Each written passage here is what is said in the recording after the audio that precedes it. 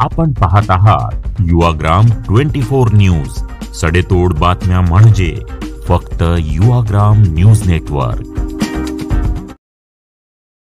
जनसुराज्य शक्ती संवाद सुराज्य कार्यक्रम आणि जनसुराज्य शक्ती पक्षाचा युवा कार्यकर्ता संवाद मेळावा मोठ्या उत्साहात संपन्न झाला। या वेळेला शेकडो कार्यकर्त्यांनी जनसुराज्य पक्षामध्ये प्रवेश केला।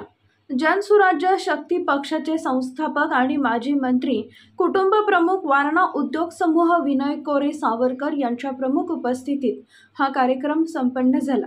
या कार्यक्रमाचे आयोजन जनसुराज्य युवा शक्ती पक्षाचे प्रदेश अध्यक्ष समित कदम यांनी केले होते।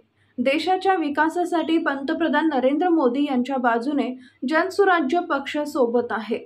आता होऊ घातलेल्या लोकसभा निवडणुकीसोबत भाजपच्या सोबत आम्ही असणार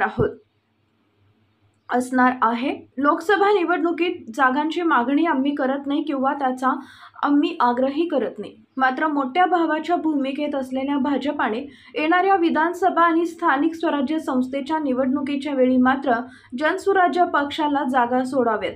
ज्या ठिकाणी जनसुराज्य पक्षाची ताकद आहे त्या ठिकाणच्या जागा या जनसुराज्य पक्षासाठी भाजपने सोडाव्यात आणि सांगली जिल्ह्यातील जत आणि मिरज बरोबरच कोल्हापुरातील काही विधानसभा मतदारसंघावर आमचा दावा आहे, अशी मागणी यावेळेला जनसुराज्य पक्षाचे नेते आणि माजी मंत्री विनय कोरे यांनी केली आहे।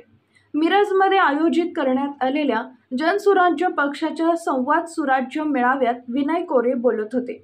सांगली जिल्हा परिषदेचे माजी अध्यक्ष प्रवीण धेंडे, आनंद सागर पुजारी, कासम मुल्ला, रियाज मुजावर यांच्यासहित यावेळी शेकडो कार्यकर्त्यांनी जनसुराज्य पक्षांमध्ये प्रवेश केला। मिरज शहरामध्ये जनसुराज्य शक्तीच्या वतीनं आज संवाद सुराज्य अशा प्रकारचा कार्यक्रम आयोजित केला होता, ज्यात अनेक नव्या वेगवेगळ्या पक्षातल्या कार्यकर्त्यांनी आपल्या पक्षामध्ये त्या ठिकाणी प्रवेश केला।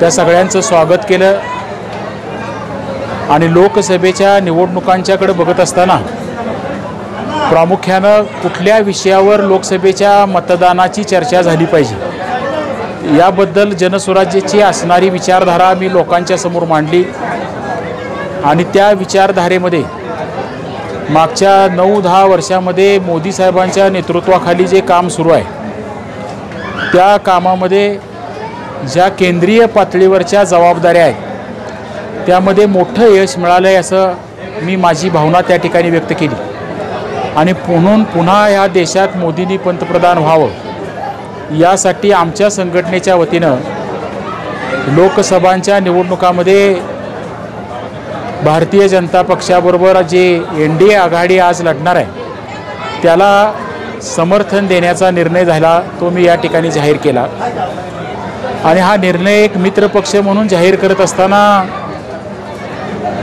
प्रामुख्यानं लोकसभेमध्ये आम्हाला काही जागा मिळाव्या त्यासाठी काही आग्रह करावा अशा प्रकारचा आमचा विचार नाही। सरळ भावनेनं कोल्हापूर जिल्ह्यामध्ये, सांगली जिल्ह्यामध्ये, सोलापूर जिल्ह्यामध्ये, लातूर जिल्ह्यामध्ये, नांदेड जिल्ह्यामध्ये, सातारा जिल्ह्यामध्ये ज्या ठिकाणी पक्षाची ताकद आहे अशा कमीत कमी 6 ते 7 खासदारकीच्या मतदारसंघांच्यामध्ये मोठी शक्ती आमच्या संघटनेच्या वतीनं या निवडणुकीत भारतीय जनता पक्षाला आणि NDAला त्या ठिकाणी आम्ही देणार आहोत।